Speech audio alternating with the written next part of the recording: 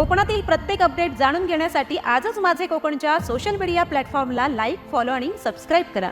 रत्नागिरीची अवघ्या 9 महिन्यांची चिमुरडी वेदा परेश सरफरे हिने अक्षरशः रडणं विसरून पोहणं शिकत इतिहास रचला।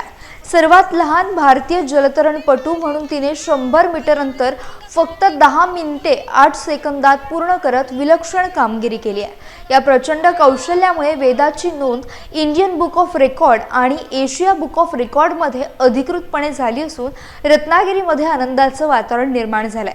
वेदाला हे यश मिळवून देण्यासाठी प्रशिक्षक महेश मिल्के आणि गौरी मिल्के यांचं योगदान मोठं आहे। त्यांच्या तज्ञ मार्गदर्शनाखाली वेदाने जलतरणात अतुलनीय क्षमता दाखवत देशभरात आपलं नाव उज्ज्वल केलं।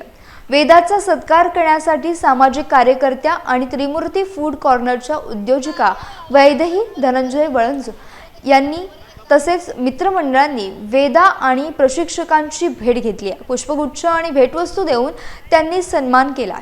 या प्रसंगी ॲडव्होकेट प्रतीक्षा शिंदे, ॲडव्होकेट अमित शिरगावकर, लेखिका केतकी कोळेकर, नीलाक्षी जाधव आणि व्यवस्थापक धनंजय वळंजू उपस्थित होते। देशभरात वेदाच्या अद्वितीय विक्रमाची दखल घेत तिच्या भावी वाटचालीसाठी शुभेच्छांचा वर्षाव केला जातोय।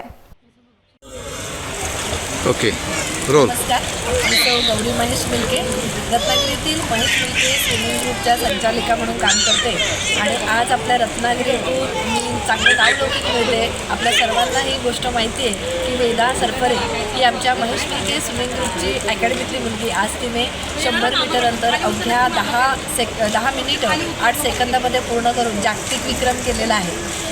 आणि अशी दखल घेत आपल्या रत्नागिरीतलेच आपले वर्ग आहेत त्यांनी आम्हाला इथे आमचा सत्कार केला आहे। मी त्यांचे मनापासून आभार मानते।